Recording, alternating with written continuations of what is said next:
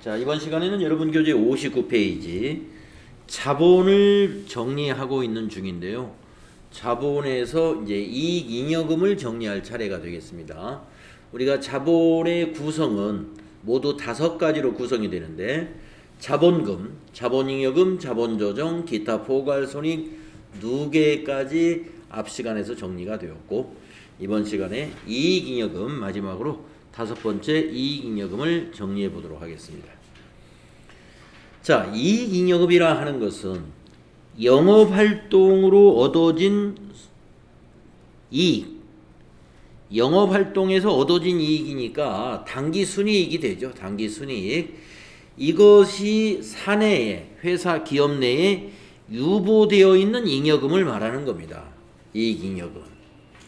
그러니까 이익잉여금이 규모가 크다라는 회사는 그동안 영업활동으로 얻어진 이익이 매우 큰 회사들이죠. 이익잉여금이 많이 쌓인 회사들입니다. 그래서 이 이익잉여금을 어떻게 계정과목을 정리해 놓느냐. 자, 일단 손익계산서에서 당기순이익이 발생하면 전기말 미처분 이익잉여금하고 당기의 당기순이익하고 합쳐지죠. 합쳐져 가지고 이것을 우리가 미처분 이익잉여금으로 더해 놓습니다. 당기순이익이 전기말 미처분 이익잉여금하고 더해지니까 그게 뭐예요? 미처분 이익잉여금이 되는 거죠.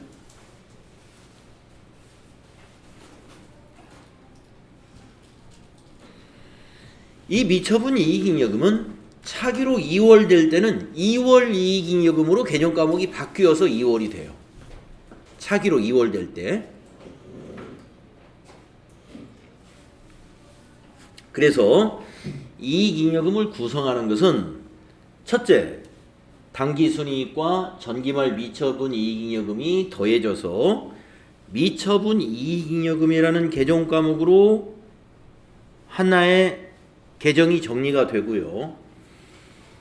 그 다음에 우리가 이제 여러 가지 적립금들이 만들어집니다. 첫째, 이익준비금 위에 거부터 보시자면은 이익준비금이다 하는 것은 상법에서 규정한 대로 적립을 해 나가는 것인데요.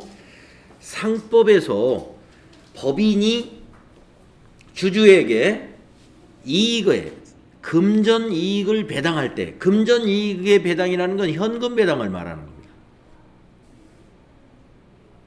예.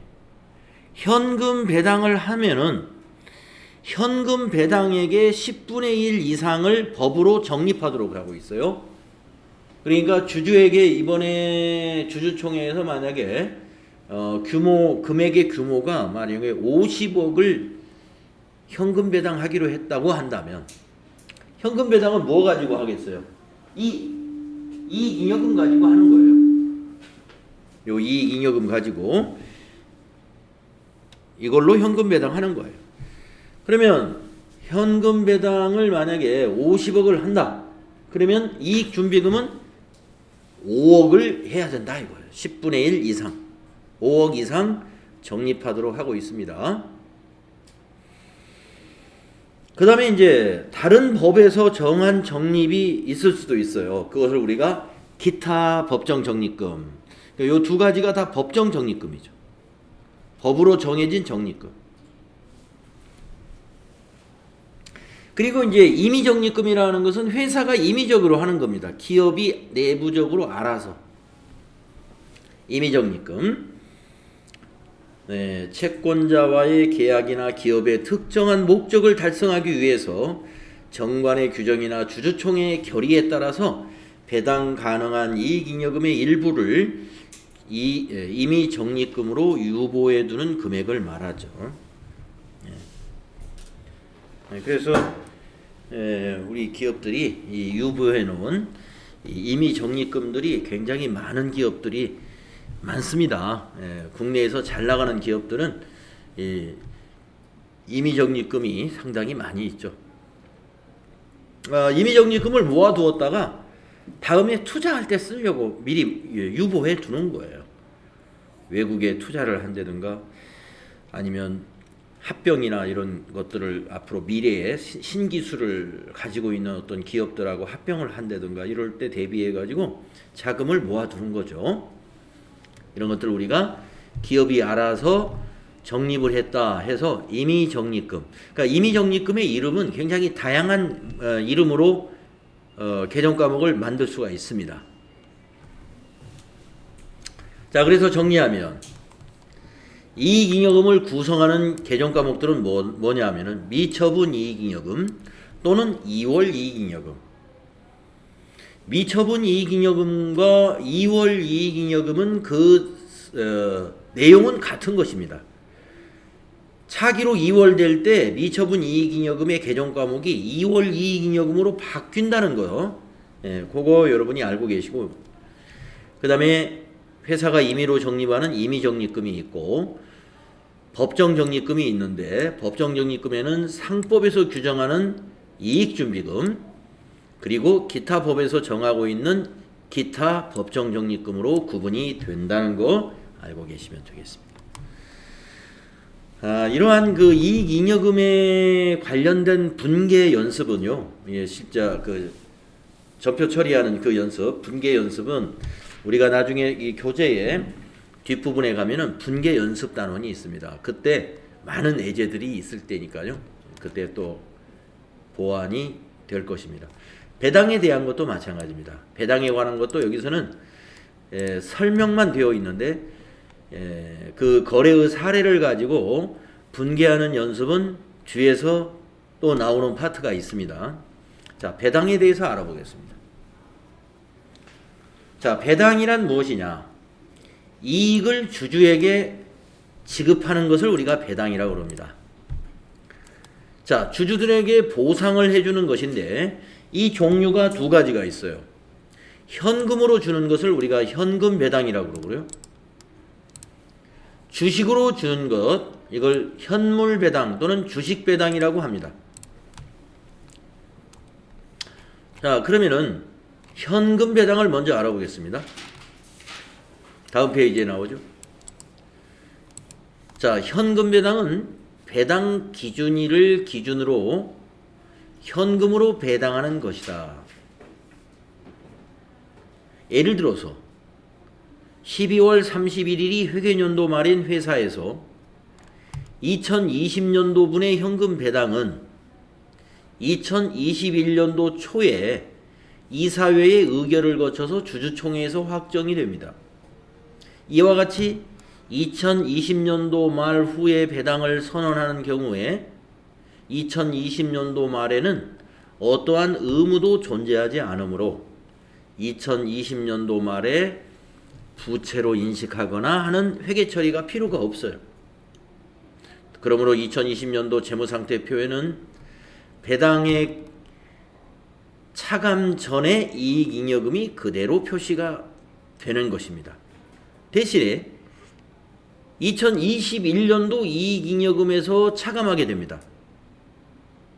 이 말은 무슨 말이냐 하면은 우리가 현금 배당이라고 하는 것은 경영의 성과를 주주에게 돌려주는 보상이라는 것이죠.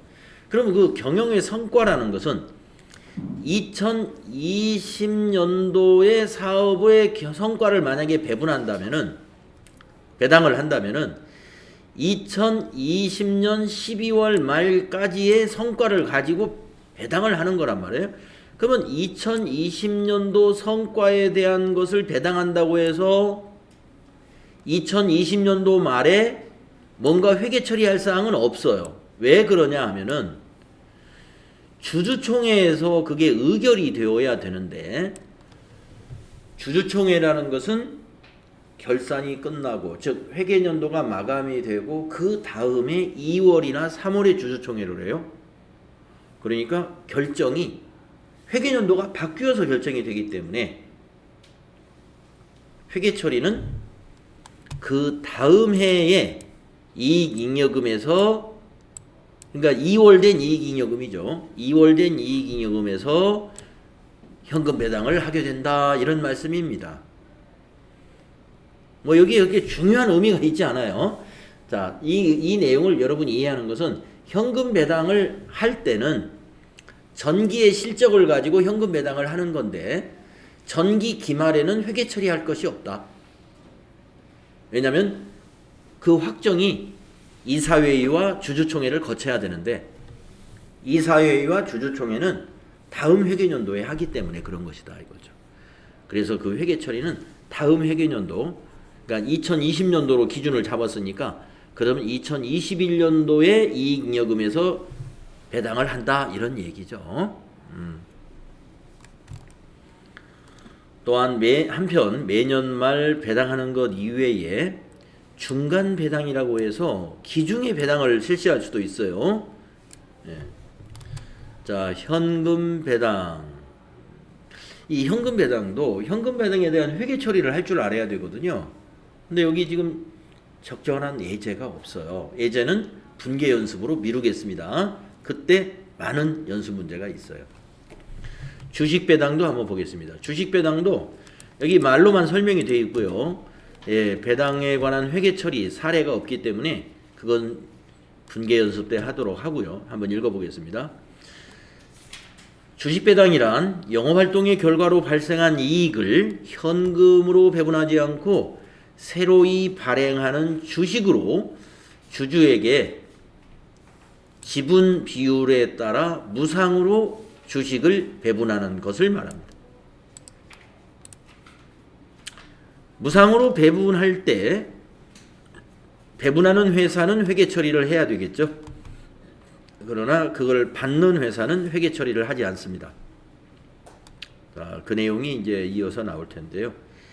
이익 없이 하는 배당은 곧 회사의 부실화를 초래하므로 상법은 이익 배당에 관하여 엄격한 규제들을 하고 있습니다. 주식 배당을 실시하는 기업 입장에서는 무상증자와 다름이 없으므로 회사의 자본 구성 내용의 변동을 가져올 뿐 자본 자체의 변동은 없다. 이 자본 자체의 변동이 없다. 이 말을 조금 더 쉽게 설명하면요. 자본 총액의 변동이 없다. 이렇게 이해해야 됩니다.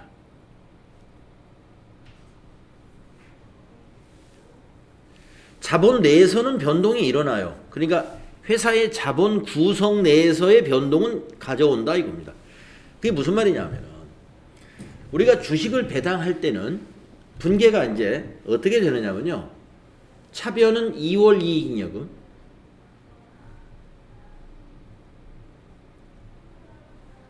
차변에 2월 이익잉여금이에요. 대변에는 자본금이 돼요. 분계가. 자, 주식을 배당하면 주식을 새로이 발행하는 거잖아요. 액면가로 자본금이 기록이 되죠. 그래서 차변에 오는 자본금은 자본 증가죠. 대변에 오는 자본금이 자본 증가죠. 자, 2월 이익잉여금도 자본이지 않습니까? 차변에 기록할 때는 뭐예요? 자본 감소죠. 자본 감소죠. 자, 보세요. 이 차변 대변 금액은 항상 일치하니까 만약에 자본금이 100원이고 여기 이익잉여금이 100원이다 그러면 차변 대변 금액이 같기 때문에 자본 자체의 변동이 없다. 이 말보다는 자본 총액에는 변동이 없다. 네, 그 말로 이해하셔야 되겠다. 그러나 뭐는 바뀌었어요? 구성은 바뀌었어요. 2월 이익잉여금은 감소하고 자본금은 증가했지 않습니까? 자본 내에서 구성이 달라진 거예요. 그 이야기예요. 자, 그러면 주식 배당에서는 이런 말을 했지만 아까 현금 배당에서는 이 말이 없었죠. 현금 배당은요. 자본이 실제로 감소해요. 자본 총액이. 왜 감소하느냐? 현금 배당을 하게 되면은 대변에 현금 주주에게 100원을 줘야 되겠죠. 현금 배당이니까. 그럼 뭘로 줍니까? 2월 이익잉여금을 가지고 주는 거예요.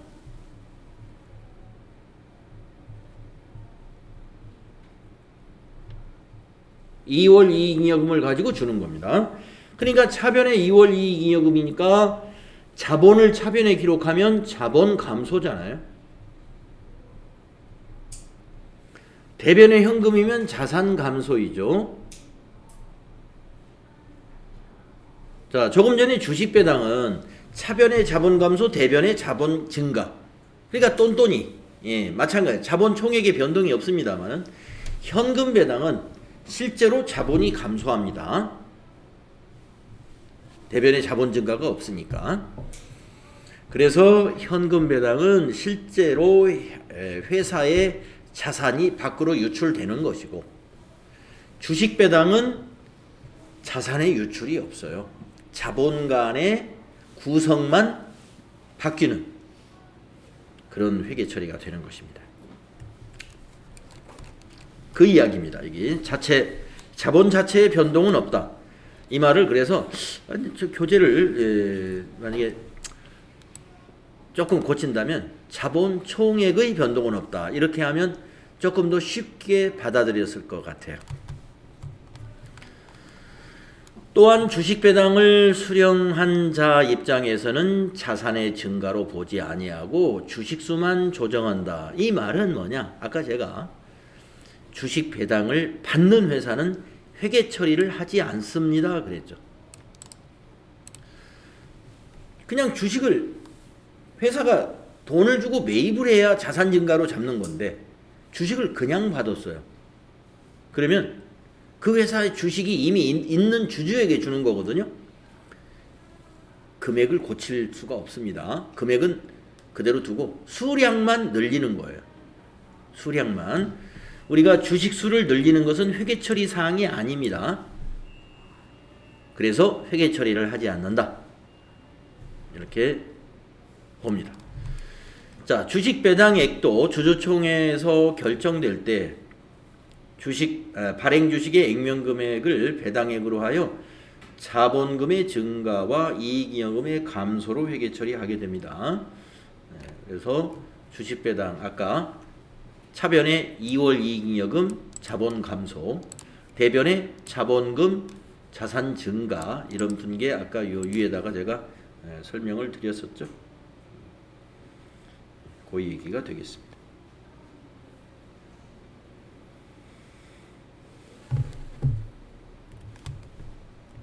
그래서 주식 배당에 대한 분계, 뒤에서 분계 단원에서 연습 문제가 많이 있습니다. 그때 또 연습을 해보기로 하고 일단 이렇게 정리하고요. 자, 수익과 비용에 대한 설명이 8절에 있는데 이걸로 넘어가기 전에 우리가 지금 부채와 자본을 60페이지에서 끝냈으니까 뒤에 또 이론 문제 풀어보는 이론 실전 문제라는 게 있잖아요. 거기에 부채 자본을 문제를 풀어보고 가겠습니다. 몇 문제 없어요. 209페이지 한번 보세요.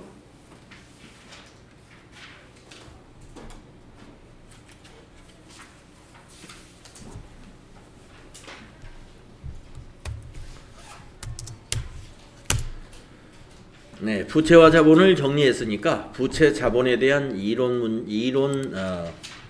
실전 문제라는 걸 한번 풀어보겠는데요. 여러분 페이지 209페이지입니다. 홀수로 한번 풀어보겠습니다. 자, 1번. 우리가 어제 사채에 대해서 공부했잖아요. 어저께 하고 그 전날인가요? 네. 사채에 대해서 상당히 많은 내용을 정리했었는데 1번. 사채의 만기일에 상환해야 되는 금액은 발행 금액을 상환해야 됩니까? 액면 금액을 상환해야 됩니까? 공정가치만큼 상환해야 됩니까? 장부 금액을 상환해야 될까요? 만기에 뭘 상환하죠? 네. 액면 금액을 상환하는 겁니다. 네. 여러분 사채에서 만기에 사채권자에게 상환해야 되는 것은 그 액면에 표시된 금액 그대로 상환하는 거예요. 그리고 이자도 액면에 표시된 금액에다가 곱하기 액면에 표시된 이자율로 그대로 지급하는 겁니다. 그래서 액면 금액을 상환한다. 그 다음에 3번으로 가보겠습니다. 사채 발행비가 없다고 가정할 때 이론상 사채를 발행할 때 받는 현금 수입액은 다음 중 어느 금액과 같은가?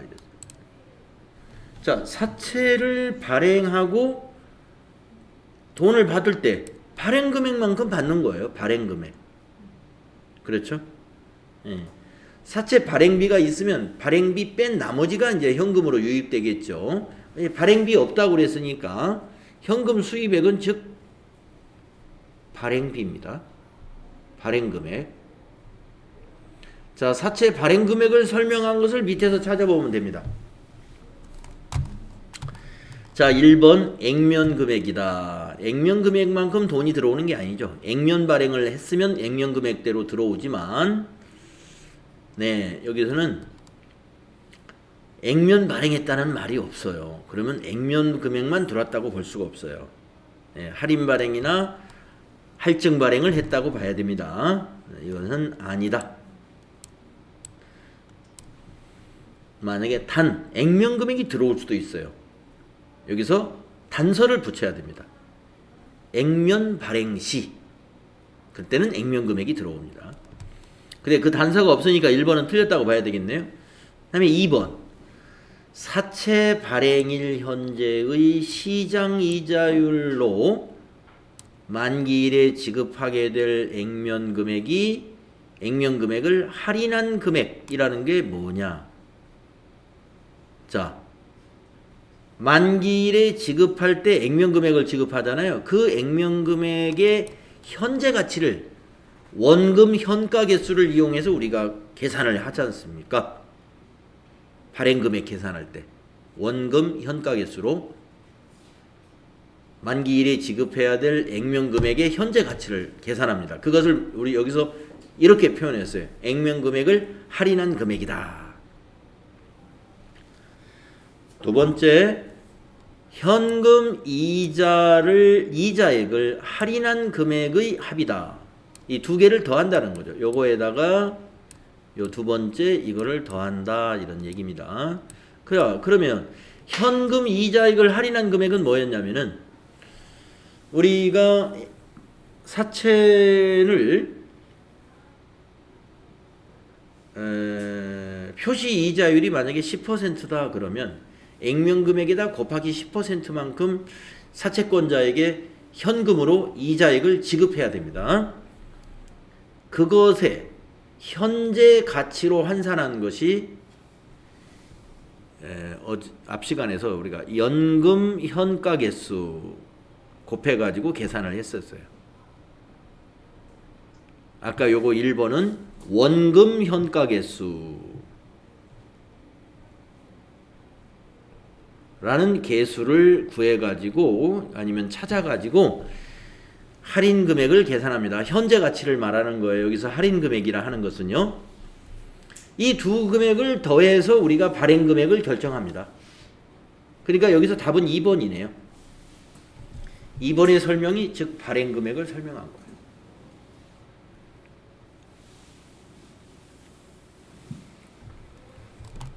자, 3번은 액면 금액에 마지막 이자 지급액을 합한다. 이건 뭐 별다른 의미가 없는 말이고. 4번 액면 금액에 현금 이자액을 가산한 금액. 이것도 특별한 의미가 없습니다. 그래서 2번. 자, 넘어가서 5번으로 가보겠습니다.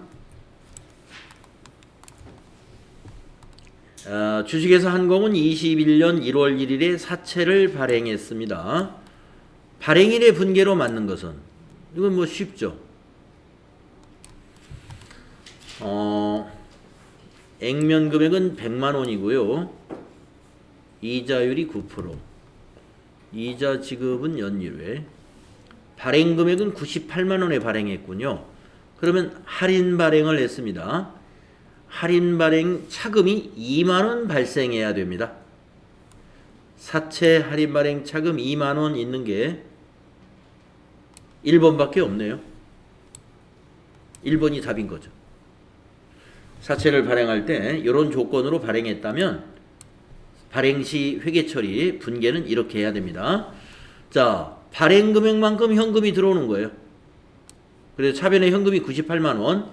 근데 사채는 항상 부채로 인식할 때 나중에 갚아야 될 돈이 뭐를 갚아야 돼요? 액면 금액을 아까 갚아야 된다고 그랬잖아요. 그러니까 우리가 부채로 인식할 때는 꼭 액면 금액으로 인식을 해야 됩니다. 그래서 대변의 사채가 100만 원이 기록이 되는 거예요. 그 차이 2만 원은 할인 발행으로 발생한 차금이다 해서 사채 할인 발행 차금, 이 사채의 차감 계정입니다. 이렇게 정리했었습니다. 사채의 차감 계정입니다. 아무튼 1번이 답입니다. 다음은 6번 넘어서 7번으로 가보겠습니다.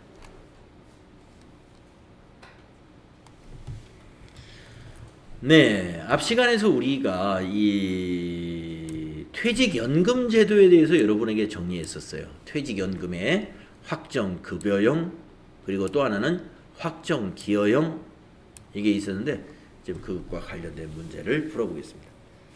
자, 7번. 근로자 퇴직급여 보장법에 의해서 퇴직연금에는 확정급여형과 확정기여형이 있다. 다음의 설명 중 옳지 않은 것은 무엇인가? 이랬습니다. 자, 이 4개 중에 하나가 옳지 않다. 자, 1번부터 보겠습니다. 확정기여형 퇴직연금에 가입을 하고, 자, 그러면 이제 여러분이 어제 정리할 때, 자, 확정기여형을 기여형에 정리해서 중요한 포인트가 뭐냐면 불이백을 비용 처리하느냐 자산 처리하느냐, 그걸 먼저 알아야 돼요.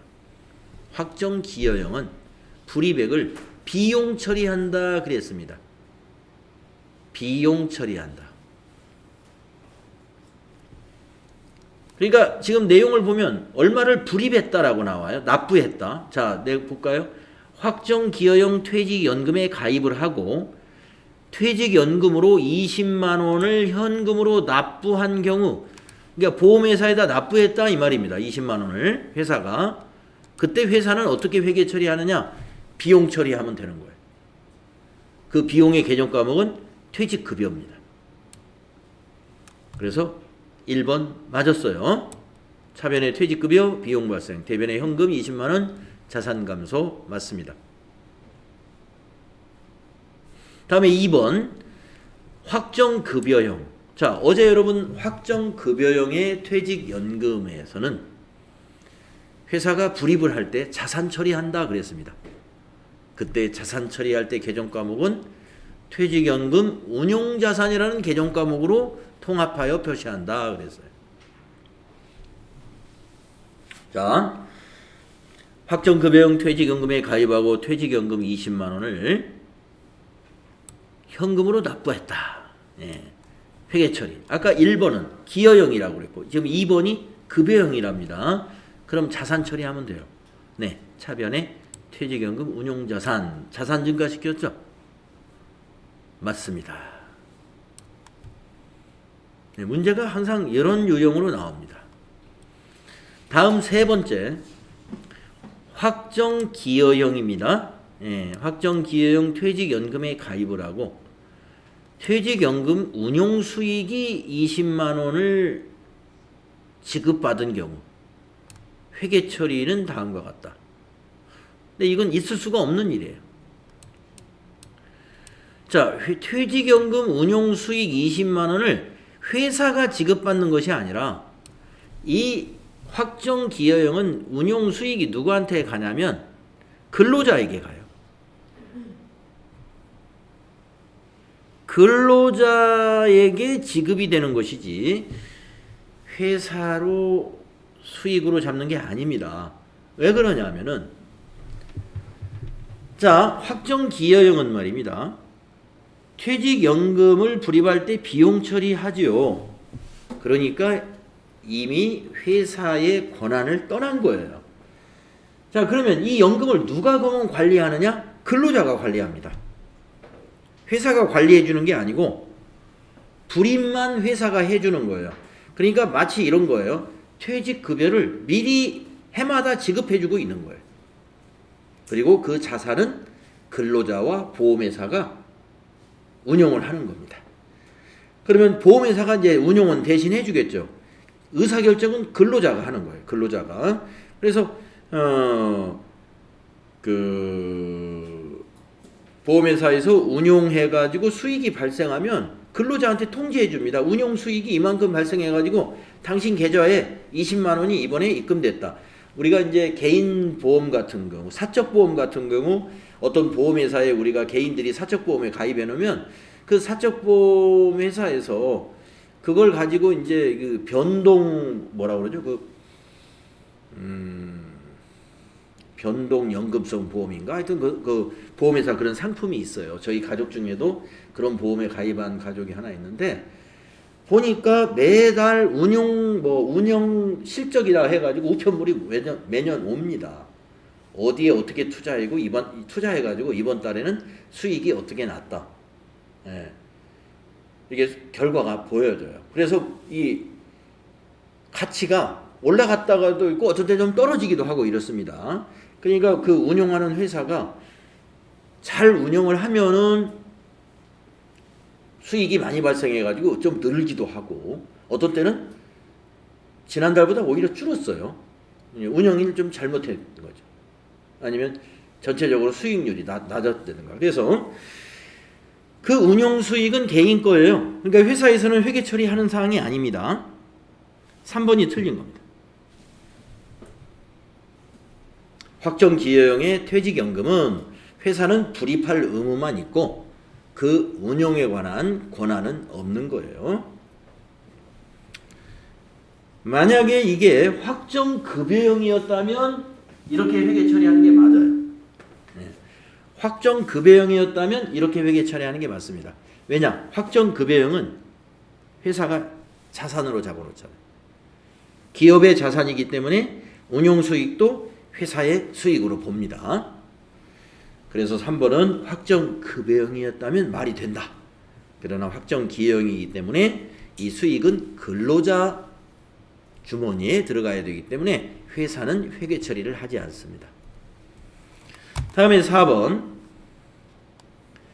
확정기여형 퇴직연금에 가입을 하고 퇴직연금 20만 원을 현금으로 납부하여야 하며 이 중 아직 납부하지 않은 기여금이 3,000원인 경우에 연말에 회계 처리는 어떻게 해야 되겠느냐 하는 겁니다. 자, 확정기여형이면 비용 처리하죠. 자, 20만 원을 납부해야 되는데 3,000원을 아직 납부하지 않은 상태라면은 기말에 이런 정리가 되겠습니다. 차변의 퇴직급여는 20만 원이요. 대변에 납부한 자산감소 현금은 19만 7천 원. 부채로 미지급 비용이라는 부채 계정 과목으로 3,000원을 인식하면 됩니다. 맞았어요. 네, 그래서 3번이 틀린 것이다. 자, 9번으로 가보겠습니다. 주주총회의 결의에 의해서 당기분 배당 700만 원 중 400만 원을 주주들에게 금전으로 배당을 하는 경우에 회사가 적립해야 하는 이익준비금은 법정으로 최소 한도가 얼마일까요? 아까 여러분 이익준비금 우리 이익잉여금의 구성 중에 하나잖아요. 이익준비금 상법에서 정하고 있는 적립금이라고 그랬습니다. 금전 배당의 10분의 1 이상씩을 적립하라고 되어 있어요. 그러니까 400만 원의 10분의 1 이상이니까 최소 40만 원이 돼야 되겠죠. 1번이 되겠습니다.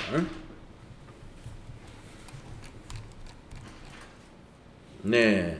자, 이렇게 해서 211페이지까지가 부채와 자본의 이론 실전 문제들이었는데 좀 더 많은 분계 연습은 나중에 뒤에서 하도록 하고요. 일단 자본까지 마무리를 하고 수익 비용의 내용을 앞에 가서 또 정리하고 와서 문제를 나중에 풀도록 그렇게 하겠습니다.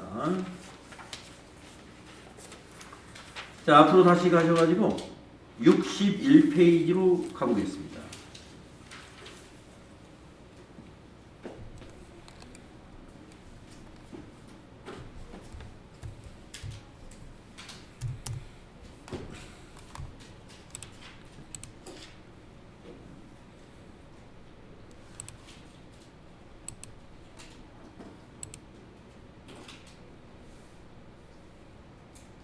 네. 자, 수익과 비용이다 그러면은 여러분 손익계산서 개정이잖아요. 네. 이 손익계산서 개정 과목은 상당히 개정 과목이 또 많습니다. 그렇죠? 수익 개정 과목은 영업수익, 그다음에 영업의 수익. 그래서 영업의 수익의 개정 과목들이 상당히 많이 있고, 또 비용에서도 매출원가, 판매관리비, 영업의 비용에서 판매관리비도 한 20여 가지, 영업의 비용도 한 10몇 가지 정도. 개정 과목이 상당히 많이 있습니다만은 우리 TAT 2급 교재에서는 개정 과목 하나하나를 정리하기보다는 수익의 개념, 비용의 개념, 이런 개념적인 것들을 정리했어요. 그래서 그 부분만 체크해보고 가겠습니다. 자, 수익이란 무엇이냐? 수익의 정의. 자, 수익은 기업의 경영활동에서 재화의 판매나 용역의 제공 과정으로 획득된 경제적 가치로서 자산이 증가하거나 부채가 감소하거나 그에 따른 자본의 증가를 초래하는 경제적 효익의 총유입을 의미하는 것입니다. 그래서 중요한 것은 수익이 발생하면 자산이 증가하든지 부채가 감소하든지 거기에 따라서 자본이 증가한다는 거. 이것도 기억하셔야 돼요. 꼭 기억해야 돼요. 여러분 수익 발생하면 기말자본이 증가하는 것입니다.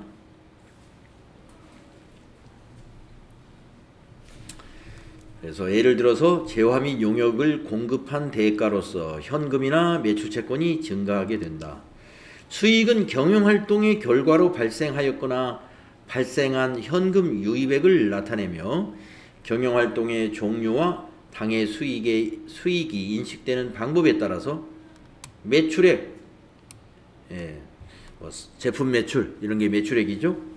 이자 수익, 배당금 수익, 임대 수익 이런 것들은 영업의 수익이죠. 그래서 우리가 수익은 이런 매출액과 같은 영업 수익이 있고, 그 다음에 이자 수익이라든가 임대 수익이라든가 하는, 만약에 제조업이라면 임대 수익이 영업 외 수익이고, 임대 사업자로 본다면 임대 수익이 그냥 매출액이 되는 거예요.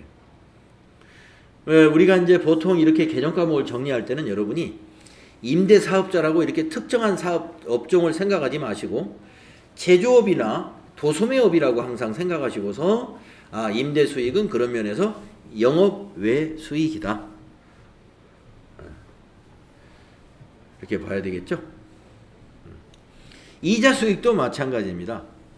금융업을 하는 업종이면은 금융업에서는 이자 수익이 매출액이 돼요. 돈을 빌려주고 이자를 받아들이는 게 그게 매출액이 됩니다.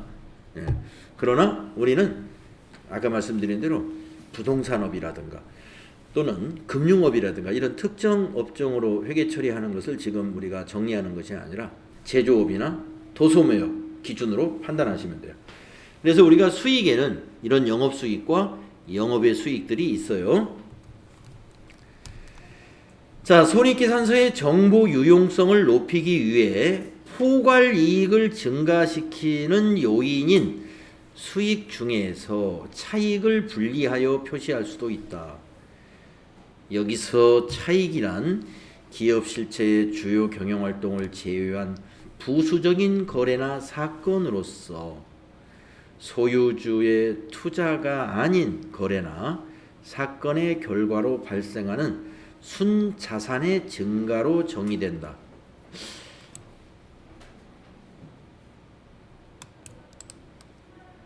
이 부분은 지금 뭘 얘기한 거냐면은 기타 포괄 손익 누계액을 말하는 거예요. 우리 자본에 기타 포괄 손익 누계액이라는 거 있었죠? 여러분 기타 포괄 손익 누계액에 포함된 것들이 뭐였는지를 한번 떠올려 보세요. 매도 가능 증권 평가이익, 평가손실 이런 거, 재평가 잉여금 이런 것들입니다. 예. 또 현금 위험 회피를 위한 무슨 이런 것도 있었고, 예. 해외 자산 관련된 또 평가 손익. 자, 이러한 것들은 말이죠.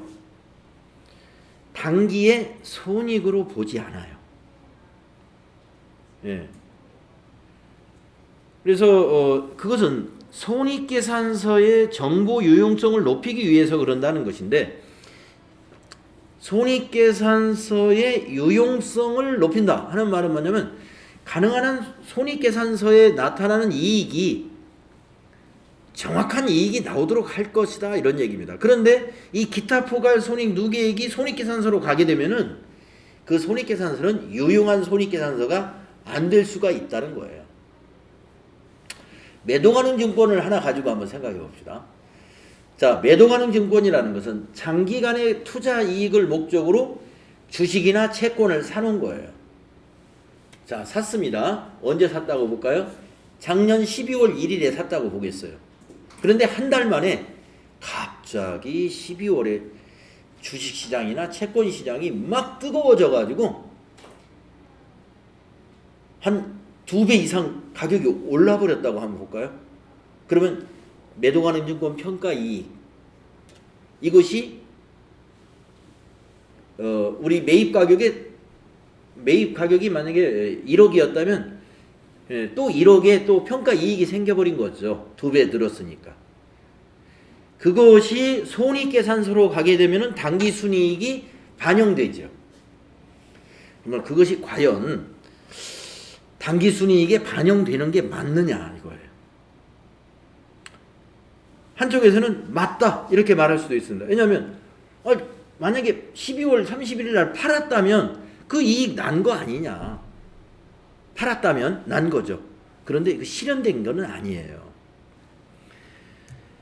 실현된 게 아니고, 여러분 매도 가능 증권으로 분류했다는 것은 단기 투자를 목적으로 매도 가능 증권으로 분류하는 것이 아니죠. 매도 가능 증권으로 분류된 것은 장기 투자를 목적으로 취득한 유가증권이라는 거예요.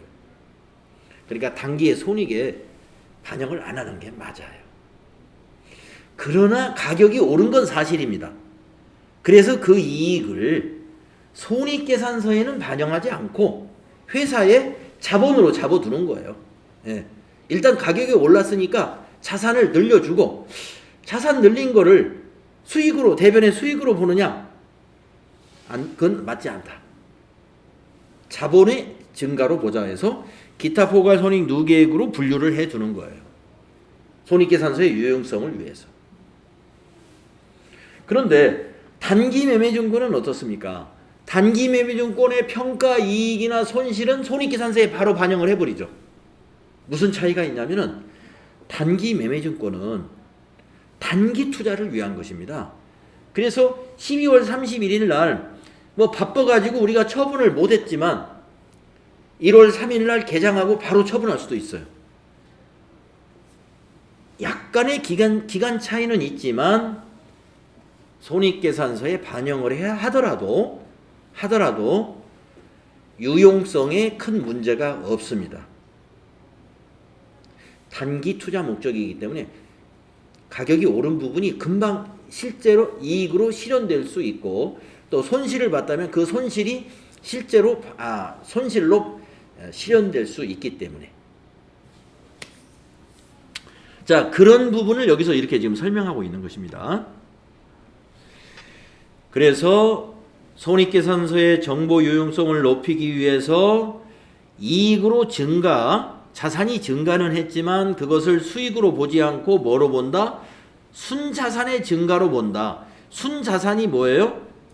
자본을 가리키는 말이죠. 여러분 자기 자본을 자본이라 하고 그걸 다른 말로 순자산이라고 합니다. 순자산. 네. 원래는 자산은 부채와 자본으로 구성된 거죠. 자산은. 그런데 순자산 그러면 순자산은 자본을 말하는 거예요. 순자산. 우리가 재무상태표 등식 여러분 보시면 어떻게 합니까? 재무상태표 등식이다 그러면 자산 이퀄 부채 더하기 자본이다 이렇게 정리하죠. 잘 아시는 거죠? 이 자본을 말이죠. 다른 말로 순자산 이렇게 표현합니다. 순자산. 그래서 기타 포괄 손익 누계액을 하는 얘기다. 이렇게 이해하시면 되겠습니다. 수익은 기업이 받은 경제 효익을 총 유입만을 포함하므로 부가가치세와 같이 제3자를 대신하여 받는 금액은 수익이 아니라 부채로 인식하죠.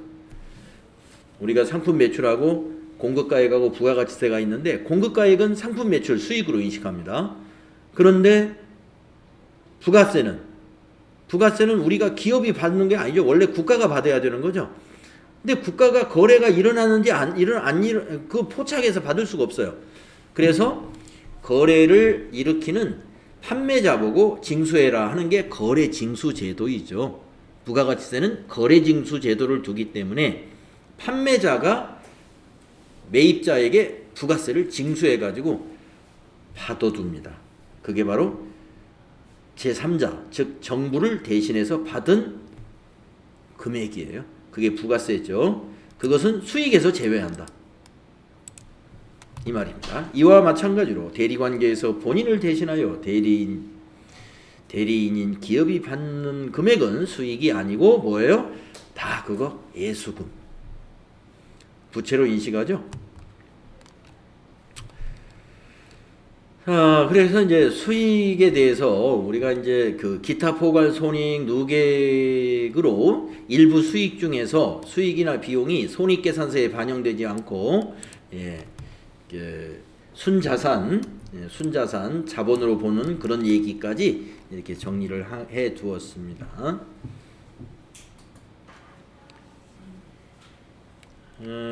수익까지만 수익이 아직도 뭐 많이 설명을 했네요.